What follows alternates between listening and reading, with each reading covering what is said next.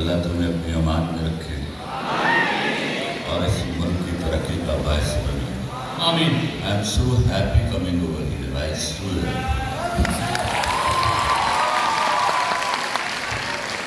ماشاءاللہ خلیل صاحب آپ نے تو اپنے جذبات کا احساس کیا.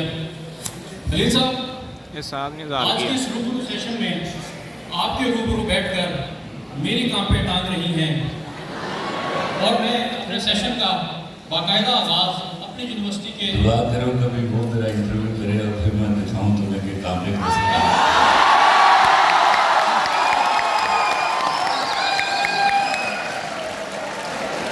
شکر الحمدللہ آپ کا دست شفقت میرے سر پہ ہمیشہ موجود ہے. خلیل صاحب میں باقاعدہ آغاز کروں گا ہمارے آج کے سیشن کا ہماری یونیورسٹی کے مختصر تعارف سے. اسلامی یونیورسٹی آف بہاولپور کی ایک قدیم ثقافت ہے. اس کی بنیاد 1925 میں جناب سر صادق عباسی صاحب نے رکھی. 1975 میں اس یونیورسٹی کو چارٹرڈ یونیورسٹی کا درجہ دے دیا گیا. اس عمر دراز میں اس نے بہت سے نشیب و فراز دیکھے اور آج سے 4 سال قبل ایک یونیورسٹی کا خاکہ تو موجود تھا لیکن اس خاکے میں رنگ بھرنے والی شخصیت آپ کے سامنے وراجمان ہے. جناب engineer professor doctor vice chancellor عطر محبوب صاحب. یہ جو بھی آج رنگا تقریب یا یونیورسٹی کا آپ منظر دیکھ رہے تھے اس کا صحرا جناب وائس چانسلر صاحب کو جاتا ہے. رہن دو میرا کیمرہ نہیں ہے. جناب خلیل الرحمان قمر صاحب BLCF بہاولپور میں وہ بہاولپور کے واسیوں کے لیے ایک تہوار کی اہمیت رکھتا ہے اور ہر سال ہم اس کو ایک تہوار کے طور پہ مناتے ہیں. میں نے اپنے ایک دوست سے دریافت کیا جو کہ یہاں کا مقامی ہے کہ کیا بہاولپور میں اس سے بھی بڑا کوئی تہوار ہے؟ تو اس نے کہا جی. میں نے کہا وہ کیا؟ اس نے کہا جی وہ ہے میری بیوی. اسے مجھے روز منانا پڑتا ہے. اور تہوار یہ ہے کہ وہ عمومی طور پہ مان جاتی ہے. مان جاتی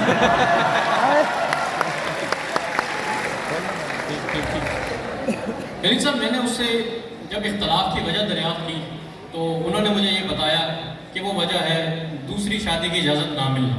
اس کے اوپر بھی جو ہے آج ہم آپ سے تھوڑی سی بات کریں گے. ہمارا یہ سیشن جو ہے یہ تقریباً خلیل صاحب آدھے گھنٹے کا ہوگا اور میرا آپ سے پہلا سوال یہ ہے کہ آپ پہلے بھی کئی مرتبہ بہاولپور تشریف لائے ہیں. آپ نے یہاں پر بہت سی فلمیں اور ڈرامے شوٹ بھی کیے ہیں. تو آج کیا چیز منفرد ہے؟ اپنے جذبات کا خیالات کا اظہار کیجیے. I'm not happy to praising people to their faces. لیکن کسی صاحب میں آپ کو بتاؤں یہ پہلی دفعہ ہے کہ میں کسی تقریب میں کسی شخص کی تعریف کر رہا ہوں. You have done it so wonderfully.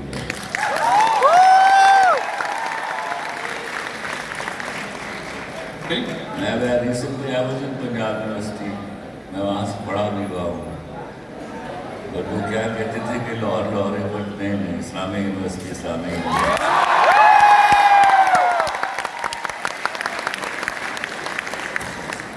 There is always a man behind the gun. It is never the gun. You are the man, sir. Excellent. خلیل صاحب وقت کی قلت کو سوال دوسری شادی سے شروع مت ہونا کیونکہ یہ پروگرام ایونچولی میری بیوی نے سننا ہے. ٹھیک ہے خلیل صاحب. وہاں تہوار نہیں ہوتا. ہم خلیل صاحب وقت کی قلت کو روزے خاطر رکھتے ہوئے تم لعنت دے دو وقت کی قلت کو. تم سوال کرو.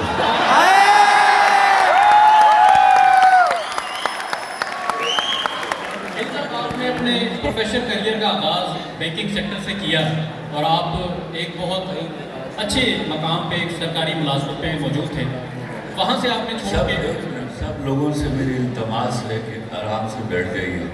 یہ کم موقع میسر آتے ہیں کہ ہم اکٹھے ہوتے ہیں. تو اگر کچھ اللہ نے مجھے دیا ہوا ہے میں آپ کو سنا جاؤں وہ یاد رہ جائے تو یہ بڑی نعمت ہوگی. سکون سے بیٹھ جائے. جی بسم اللہ. خلیل صاحب آپ نے اپنے پروفیشنل کیریئر کا آغاز بینکنگ سیکٹر سے کیا اور آپ ایک بہت اچھی سرکاری پوسٹ پہ بھی وراجمان تھے. وہ چھوڑ کر آپ نے جو ہے شوبز کی دنیا جوائن کر لی جبکہ ہمارے ہاں کلچر یہ ہے کہ 50,000 کی نوکری کے پیچھے 50 لاکھ کی دکان بھیج دی جاتی ہے. تو یہ آپ نے اسٹیپ کس طریقے سے لیا؟ کیا ہے کہ میں بینک سے شوبز میں اپنا لکھنے میں نہیں آیا، میں لکھنے سے بینک میں آیا تھا۔ واہ، تو وہ جب میں لکھتا تھا اس وقت امی ابا مارتے تھے مجھے، تو میں نے اپنے وہ بلبلے، اپنی وہ تخلیق کو چھپا لیا، اور فرسٹ ایئر کے بعد میں نے لکھنا بند کر دیا۔ اس وقت میں بہت چھپتا تھا، تو اس کے بعد پھر میں نے 15 سال اردو لکھی نہیں اور بولی نہیں، میں صرف انگریزی بولتا تھا۔ مجھے پتہ چلا میری قوم کو، میرے ملک کے لوگوں کو وہ زبان سمجھ آتی جو ان کو آتی نہیں۔ تو وہ 15 سال پھر میں نے بولی، جب ان کو پتہ چل گیا اس کو آ گئی ہے، تو پھر وہ ذرا مشکل میں پڑ گئے، تو میں واپس اردو میں آ گیا۔ بہت خوب۔ مرزا بہرحال آپ نے انڈسٹری میں قدم رکھا اور الحمدللہ آپ نے اپنا سکہ جمایا۔ مجھے نا آج خیال آتا ہے کہ وہ جس دن میرا مالوی سرمن صاحبہ سے معاملہ ہوا تو نیچے اتر کے میں نے سوچا نہ میں بینکنگ کے لیے آیا تھا، نہ میں لکھنے کے لیے آیا تھا، میں تو صرف اس کام کے لیے آیا تھا۔ واہ واہ واہ واہ، تمہیں پتہ ہے آڈینس کتنا کیا کرتا ہے۔ خلیل صاحب آپ نے کچھ عرصہ ایکٹنگ بھی کی ہے، اور آپ جو ہے نہیں، وہ غصے میں کی، ایک دفعہ اس کا ذکر نہ کرو۔ کیا کیا؟ خلیل صاحب یہ جو انڈسٹری کا آپ کا شوق تھا، کیا آپ کے والد محترم بھی آپ کو اس میں سپورٹ کرتے تھے؟ کیونکہ عام طور پہ جس سوسائٹی کو ہم بلانگ کرتے ہیں اس میں اس کلچر کو جو ہے ٹیبو سمجھا جاتا ہے۔ میرا جب بوٹا، میں بتاتا ہوں کتنی مجھے اپریسیشن تھی، جب میرا بوٹا فرام ٹوبا ٹیکسن ہٹ ہوا تو میں کراچی اپنے بہن کے گھر داخل ہوا۔ مجھے آپ کو میں بتاؤں، آپ کو اچھا لگے یا برا، I think I was good enough a guy۔ تو میرے خاندان کے بزرگ بھی میرا احترام کیا کرتے تھے، تو میں اپنی بڑی بہن کے گھر پیر رکھا تو ان کی آواز آئی، وہ آ گیا میرا برا کنجر۔ پھر میں 5 سال اس کے گھر نہیں گیا، جب تک کوئی میری ایئرپورٹ پہ ملاقات میں اس کے وہاں کھڑے ہو کے مجھ سے معافی مانگی۔ تو یہ والا ایک چلن تھا غلط۔ میرے خیال میں اللہ نے مجھے یہاں بھیج کے ثابت کیا کہ نہیں، کنجر تو ہر جگہ ہے، آپ کو کنجر نہیں ہونا۔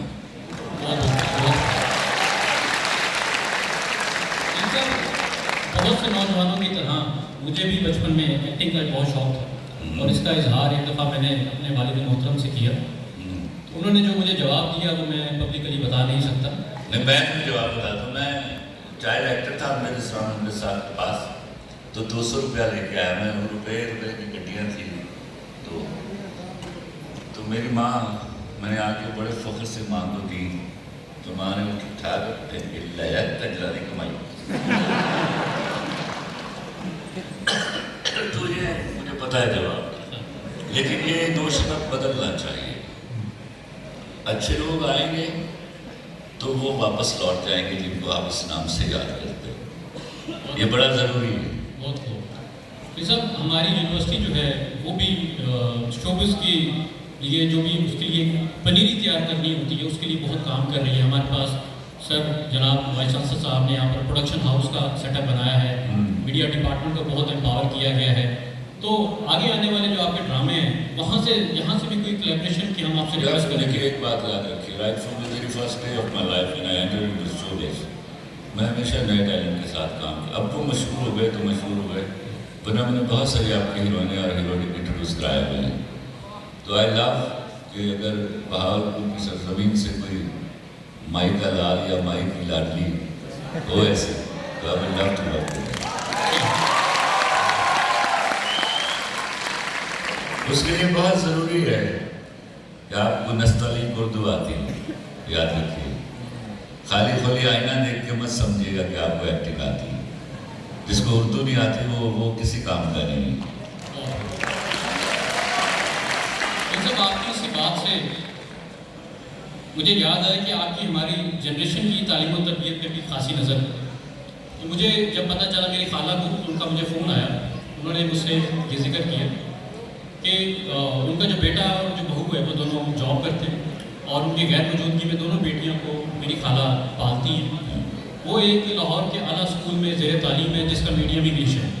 تو میری خالہ نے جو ہے وہ اس طریقے سے اپنے لاچارگی کا اظہار کیا کہ پڑھنا بچے انگریزی اسکول تے رہنا دادی کو، یا بچے نو اردو سکھاؤ یا دادی نو انگریزی سکھاؤ۔ ये बात जरा गौर से सुनिएगा सब लोग। ये वो अलमिया है जिसने मेरे वो मैंने कभी लिखा कि आदमी जिस्म की गुलामी से जबान की गुलामी से कभी आजाद नहीं होता।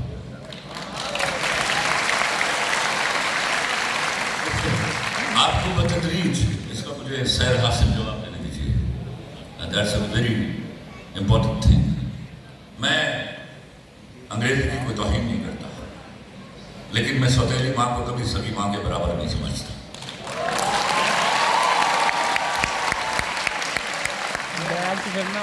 आप एक मफ्तू कौम थे। हारे कह रहे हैं कि हार जाना बुरा नहीं था, लेकिन अपने आप को हारा हुआ मान लेना बुरा था।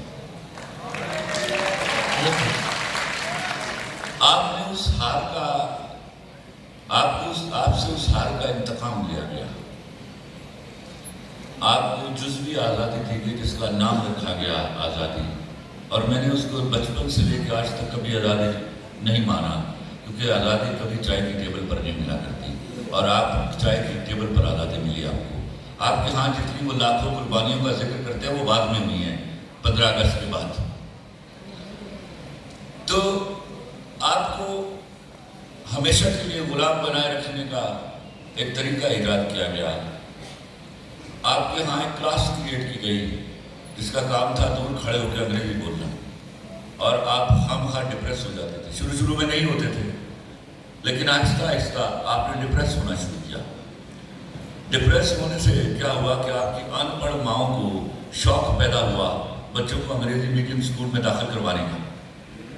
उसका नतीजा आज आप भुगत रहे हैं। You have lost your culture, you have lost authors. आपके यहाँ किताब नहीं लिखी जा रही। किताब कैसे लिखी जाए? आपके यहाँ शेक्सपियर 12-12, 14-14 साल की उम्र में मर जाते हैं। And Shakespeare is nothing. कभी आप अपनी किताबें पढ़िए अपने मुसन्निफीन की, कभी आप बाबा बुल्ले शाह को पढ़िए, कभी आप मोहम्मद हुसैन मियां मोहम्मद बख्श को पढ़िए, वारिस शाह को पढ़िए, आप अफजल जोशी को पढ़िए। खुदा की कसम 2-2 लाइनों में शेक्सपियर फारिग हो जाता है।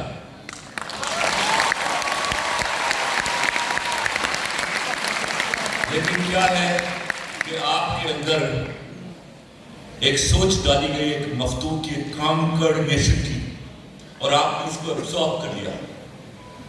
हमने फख्र से, मैं अभी सुनता हूँ अक्सर और मैं गुस्से में आ जाता हूँ, मुझे उर्दू नहीं आती, तो मैं पूछता तेन अंग्रेजी आती?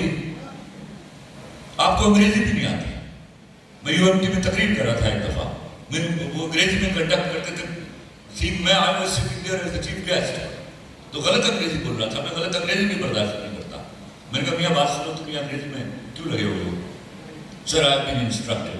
तो मैंने कहा तुम्हें ये भी इंस्ट्रक्शन दी गई है कि तुम गलत अंग्रेजी बोलो, लाओ माइक दो मुझे। अच्छा, मैंने कहा मुझे बताओ कितने लोग तुम्हें अंग्रेजी में एमफिल और पीएचडी कर रहे हैं? खामोशी। मैंने कहा भाई मैंने बड़ा ही आसान सवाल किया है, कितने लोग अंग्रेजी में एमफिल इंग्लिश लिटरेचर में एमफिल पीएचडी कर रहे हैं? तो 150 से हाथ उठे हैं, तो उसमें 100+ लड़कियां थी। मैंने पूछा आती है अंग्रेजी? साइलेंस। मैंने पूछा अंग्रेजी आती है? बात सुनाई आती है? मैंने कहा कलमा पढ़ के बताओ कभी अंग्रेजी में ख्वाब देखा है?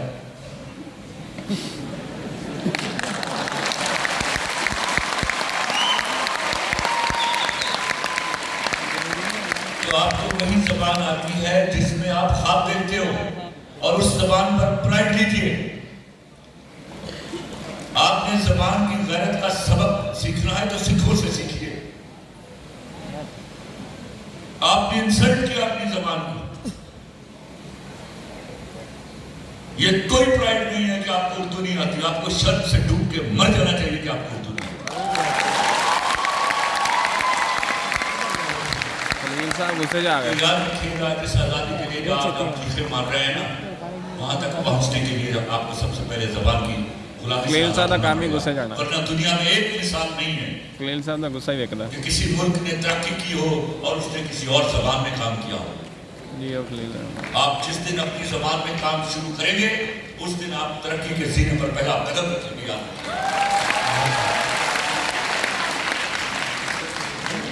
चलिए वैसे खलील साहब मेरा ख्याल है कि थोड़ी बहुत जो है अंग्रेज़ी वो बड़ों को भी सीख लेनी चाहिए। वो इसलिए कि मेरा एक दोस्त है, उसने बड़ा दिलचस्प वाक़या मुझसे शेयर किया कि उसकी हाल ही में शादी हुई और उसकी अपनी बेगम से उस दिन लड़ाई हो गई जिस दिन उन्होंने हनीमून पे जाना था।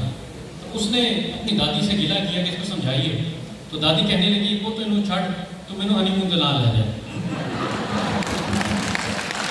हाँ, और इस फिल्म आई है honeymoon, that's good for them. ये सब आप एक बहुत खूबसूरत रफ्तार रखने के साथ साथ समाज की अच्छी